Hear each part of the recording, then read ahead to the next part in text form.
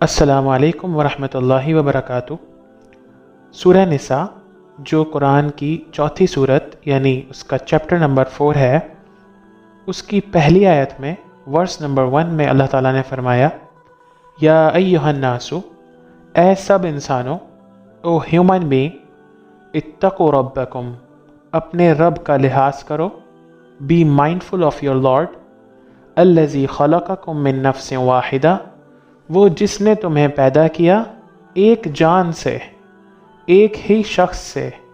وخلق منہا زوجہا، اور اسی جان سے اس نے پیدا کیا اس کی بیوی کو، اس کے جوڑے کو، وبث منہما رجالا کثیرا ونساء، اور پھیلا دیے ان دونوں سے بہت سارے مرد اور بہت ساری عورتیں۔ اس بات میں، آیت کے اس ٹکڑے میں اللہ تعالیٰ نے انسانی آبادی یا نوع انسانی کی ابتدا کا ذکر فرمایا ہے کہ انسانیت کی ابتدا کہاں سے ہوئی تھی،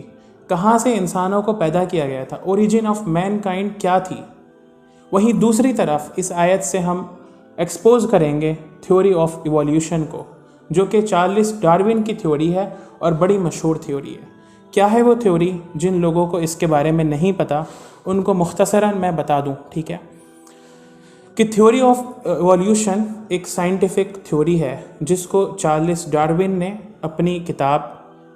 دا اوریجن آف اسپیشیز میں 19 سینچری میں لکھا تھا، اور اس تھیوری کو اس کتاب میں ہی پیش کیا تھا۔ اور یہ تھیوری آج پوری دنیا میں بہت پاپولر ہے، بہت عام ہے۔ ساری دنیا کے جتنے بھی میڈیکل انسٹیٹیوشنز ہیں، میڈیکل کالجز ہیں، یا آپ لوگوں میں سے بھی جس نے اسکول میں بایولوجی پڑھی ہوگی، اس تھیوری کے بارے میں کچھ نہ کچھ تو ضرور پڑھا ہوگا۔ اس تھیوری کے اکارڈنگ دنیا کی ساری جو لیونگ کریچرز ہیں، دنیا میں جتنی زندہ مخلوقات ہیں، وہ سب ایک ہی کامن اینسسٹر سے آئی ہیں، ایک ہی گویا کہ جان سے آئی ہیں، ایک ہی کریچر سے وہ بنی ہیں،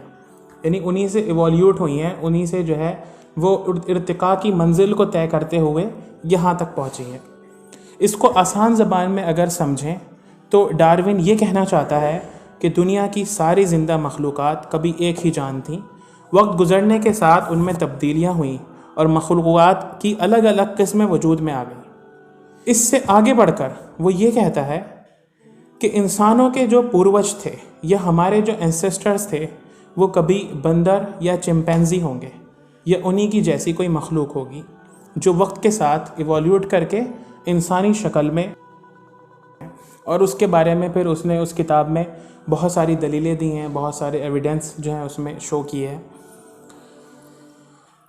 تو یہ ایک ایسی تھیوری ہے جس کو بہت سارے مسلمان اور مسلم اسکالرز بھی صحیح سمجھنے لگے، لیکن قرآن میں جہاں جہاں بھی اوریجن آف مین کائنڈ کا ذکر ہوا ہے، وہ سب واقعات ہمیں اس کے بالکل مخالف ملتے ہیں۔ جیسے کہ یہی آیت، اس میں اللہ تعالیٰ نے فرمایا کہ ہم نے آدم علیہ السلام کو مٹی سے بنایا ہے، اور پھر اس میں اپنی روح پھونکی ہے، اور پھر ان کی پسلی سے حضرت حوا کو بنایا ہے، اور پھر ان دونوں سے پوری نوع انسانی کو، پوری مین کائنڈ کو پھیلایا ہے۔ قرآن کی اس حقیقت بیانی کے بعد ہم پر یہ بات واضح ہوتی ہے کہ یہ تھیوری بالکل بھی درست نہیں ہے، غلط ہے۔ چارلس ڈارون کی اس تھیوری کو ماننے والے چونکہ حقیقت کا علم نہیں رکھتے، چونکہ وہ سچ بات نہیں جانتے، کیونکہ وہ ریئلٹی سے واقف نہیں ہے، اس لیے وہ اندھیرے میں روشنی کی ایک کرن اسی تھیوری کو سمجھتے ہیں اور اسی کو سچ مان بیٹھتے ہیں۔ حالانکہ انہوں نے اگر عقل سے بھی کام لیا ہوتا تو ان کو پتہ چلتا کہ اس تھیوری کے اگینسٹ بہت سارے لاجیکل اور ہسٹوریکل آرگیومنٹس ہیں جو اس تھیوری کو بالکل کنڈیم کر دیتے ہیں، ٹھیک ہے؟ تو یہ ہوئی بنیادی بات، جو کہ فرق ہمارے سامنے واضح ہو گیا اس تھیوری کا اور قرآن کی بتائی ہوئی ریالٹی کا۔ اب دیکھیے کچھ ایویڈنسز اور کچھ ثبوت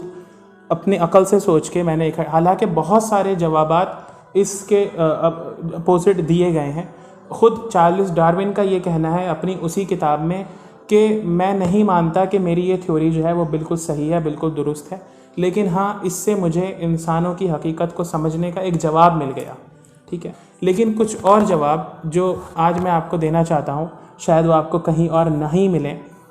کیونکہ وہ خود ہی جو ہے کچھ اس میں سے جو ہے وہ ذہن میں آئے ہیں۔ لہذا اس کی روشنی میں ہم اپنے ایمان کی روشنی میں اور قرآن کی اپنی تعلیمات کی روشنی میں اس کو مزید ایگزامن کریں گے، اس کو جانچیں گے۔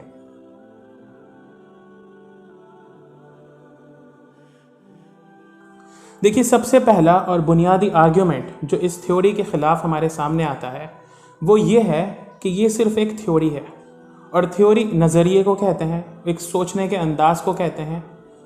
اور تھیوری کے بارے میں ایک بات جو سب سے اہم ہے، جو اس کو سب لوگ دنیا کے مانتے ہیں، وہ یہ کہ theory can never be like reality. کوئی بھی تھیوری جو ہے وہ حقیقت کی طرح نہیں ہو سکتی، وہ فیکٹ کی طرح نہیں ہو سکتی، وہ حقیقت پر مبنی نہیں ہو سکتی۔ وقت کے ساتھ وہ بدلتی ہے، نئے ثبوت، نئے گواہ اور نئے ایویڈنس جب سامنے آتے ہیں تو وہ چینج ہو جاتی ہے۔ یہ کبھی بھی حقیقت کے برابر نہیں ہو سکتی۔ اور ایز اے مسلم ہمارا یہ یقین ہے کہ اللہ تعالی ہم سب کا مالک اور خالق ہے، وہ ہمیشہ سے ہے اور ہمیشہ رہنے والا ہے، وہ سارے انسانوں کو پیدا کرنے والا ہے۔ قرآن اس کی کتاب اور اس کا کلام ہے، اور اس نے قرآن میں نوع انسانی کے آغاز کے بارے میں، اوریجن آف مین کائنڈ کے بارے میں ایک حقیقت سے ہم کو آشنا کیا ہے۔ لہذا ہم سب کو یہ پتہ ہونا چاہیے کہ ہمارے اینسیسٹرز جو ہیں وہ کوئی بندر یا اس کی جیسی کوئی مخلوق نہیں تھے، بلکہ وہ انسان ہی تھے، اور پہلے انسان اللہ کے نبی حضرت آدم علیہ السلام تھے۔ تو یہ قرآن ہمیں بتاتا ہے، قرآن کی روشنی میں یہ بات ہمیں پتہ چلتی ہے، اور قرآن سے زیادہ سچی بات کسی کی نہیں ہو سکتی، کیونکہ یہ ہمارے اس خالق کا کلام ہے، اس پیدا کرنے والے کا کلام ہے جس نے ہم سب کو بنایا ہے۔ تو ہم سب کی بناوٹ سے اور ہم سب کے بننے کے پروسیس سے اس سے زیادہ بہتر کون واقف ہو سکتا ہے؟ یہ تو ہو گیا اس کا سب سے پہلا بنیادی اور ایمانی جواب جو ہر مومن اور ایمان والے شخص کو پتہ ہونا چاہیے۔ دوسری بات جو کہ ایک لاجیکل آرگیومنٹ ہے اس تھیوری کے خلاف، جو کہ اس تھیوری کو جھوٹا بناتا ہے، وہ یہ کہ اگر ہم اس تھیوری میں بلیو کریں تو ہمیں یہ ماننا ہوگا کہ ہمارے جو پوروج تھے، ہمارے جو اینسیسٹرز تھے، ہمارے جو پہلے کے لوگ تھے جہاں سے ہم آئے ہیں، وہ انسان نہیں تھے، وہ کوئی جانور تھے یا جانور جیسے کوئی تھے۔ اور پھر دوسری بات جو ہمیں یہ ماننا پڑے گی وہ یہ کہ وہ کپڑے بھی نہیں پہنتے تھے، کیونکہ ہم دیکھتے ہیں کہ دنیا میں کوئی بھی جانور کپڑے نہیں پہنتا۔ لیکن اللہ تعالیٰ نے جہاں انسانوں کو پیدا کر کے انسانوں کی پیدائش کا ذکر فرمایا، وہیں اللہ تعالیٰ نے سورہ اعراف میں فرما دیا، یا بنی آدم قد انزلنا علیکم لباسا یواری سوآتکم وریشا، کہ اے بنی آدم، ہم نے تمہاری پیدائش کے ساتھ ہی تمہارے لیے لباس بھی اتار دیا تاکہ تم اپنے جسم کے پوشیدہ حصوں کو چھپا سکو۔ تو یہ ایک بڑی اہم بات ہے کہ اگر ہم یا ہمارے اینسیسٹرز وہ انسان نہیں ہوتے تو یہ ماننا پڑے گا کہ وہ کپڑے بھی نہیں پہنتے تھے، وہ جانور تھے تو کپڑے بھی نہیں پہنتے تھے۔ لیکن اللہ تعالیٰ نے واضح کر دی یہ بات کہ نہیں، آدم علیہ السلام اور ان کے بعد آنے والی ساری نسلیں کپڑے پہنتی تھیں، کپڑے ساتھ میں ہی اترے تھے۔ یہ شرم اور حیا انسان کو اس کے وجود کے ساتھ ہی عطا کری گئی ہے۔ تو اس سے بھی یہ بات ثابت ہوتی ہے کہ یہ تھیوری بالکل جھوٹی ہے۔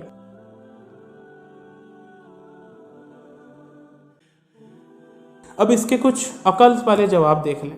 جو کہ لائف اور فیکٹس پر مبنی ہیں۔ وہ ایسے جواب ہیں جو اس تھیوری کو مزید کمزور بنا دیتے ہیں۔ جیسے کہ اس تھیوری کے اکارڈنگ سارے لیونگ کریچرز ایک ہی کامن اینسیسٹر سے، ایک ہی ذات سے، ایک ہی ہستی سے وجود میں آئے، اسی وجہ سے ان کے ڈی این اے بھی کہیں نہ کہیں ملتے ہیں۔ ٹھیک ہے، میڈیکل سائنس نے پروو کیا اس بات کو کہ انسان کے ڈی این اے کہیں نہ کہیں چمپینزی اور بندروں میں پائے جاتے ہیں۔ لیکن سوال یہ پیدا ہوتا ہے کہ آخر کیوں صرف انسان ہی ایسی مخلوق بنا اتنی ساری کریچرز میں جو اتنی ترقی کر سکا؟ کیوں انسان ہی نے صرف اس دنیا کو ڈومینیٹ کیا ہے؟ کیوں انسان ہی نے صرف اس دنیا پر راج کیا ہے؟ اگر سب کے پوروج ایک ہوتے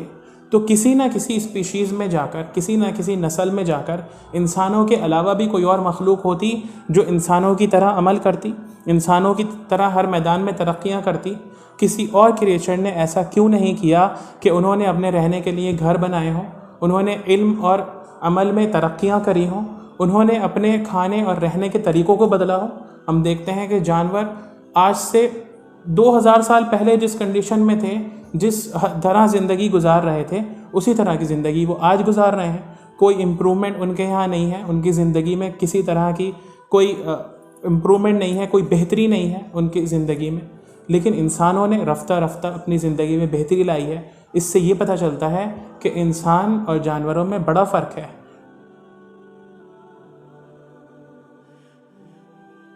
ایک اور آخری بات جو کہ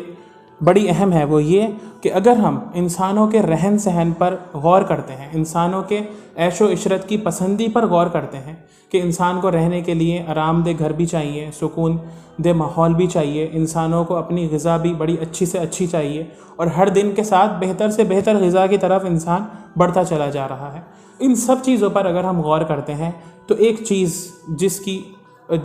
جو بات پروو ہوتی ہے اس سے، وہ یہ کہ انسان اس زمین کی مخلوق اصل میں ہے ہی نہیں۔ کیونکہ اس زمین کی مخلوقات کو اگر ہم دیکھیں، زمین کی کریچرز کو اگر ہم دیکھیں، زمین میں رہنے والے جانوروں اور زمین کی اصل پانے والے جانوروں پر اگر ہم غور کریں تو پتہ چلتا ہے کہ ان سب جانوروں کو اپنی زندگی گزارنے کے لیے زمین کے ماحول سے الگ کوئی ماحول بنانے کی ضرورت نہیں ہے۔ جو کچھ زمین سے اگتا ہے وہ ڈائریکٹلی اس کو کھا لیتے ہیں، ان کے معدے اس کو آرام سے ہضم کر لیتے ہیں، وہ زمین کو آرام سے اپنا بستر بنا لیتے ہیں، وہ زمین پر اگنے والے پیڑ پودوں کو آرام سے اپنی غذا بنا لیتے ہیں، ان کے اوپر کوئی فرق نہیں پڑتا اس سے۔ لیکن انسان جو کہ کبھی بھی زمین سے اگنے والی چیزوں کو ڈائریکٹلی نہیں کھاتا الا کچھ پھلوں کے علاوہ، کچھ فروٹس کے علاوہ، ساری غذا زمین سے اگنے والی انسان کو اپنے کھانے کے لائق بنانے کے لیے محنت کرنی پڑتی ہے، اس کو ایک کیمیکل ری ایکشن سے گزارنا پڑتا ہے، کبھی پکا کر، کبھی جلا کر، کبھی کسی اور طریقے سے۔ تو اس سے یہ پتہ چلتا ہے کہ انسان اصل میں اس زمین کی مخلوق ہے ہی نہیں، اور انسان کسی ایسی جگہ سے آئی ہوئی مخلوق ہے جہاں پر بڑا عیش تھا، بڑا آرام تھا، جہاں کا کھانا جو ہے بڑا ہلکا ہوا کرتا تھا، جہاں پہ جو ہے انسان اتنے زیادہ آرام میں تھا کہ اسی آرام کو حاصل کرنے کے لیے آج وہ لگژریس سے لگژریس لائف کی طرف بڑھتا چلا جا رہا ہے۔ تو اس سے اس بات کا ثبوت ہمیں ملتا ہے کہ انسان دراصل جنت سے آئی ہوئی مخلوق ہے، جو کہ وہاں اللہ تعالیٰ نے اس کی اصل کو وہاں رہائش دی، اور پھر اس کے بعد ایک امتحان سے گزارنے کے لیے، زندگی کے ایک امتحان میں اس کو ڈالنے کے لیے اس زمین پر بھیجا ہے، اس زمین کی مخلوقات کے ساتھ۔ یہ ایک ایسی اہم بات ہے، یہ ایک ایسی مضبوط بات ہے جو کہ چارلس ڈارون کی اس تھیوری کو بالکل کنڈیم کر دیتی ہے، بالکل ختم کر دیتی ہے۔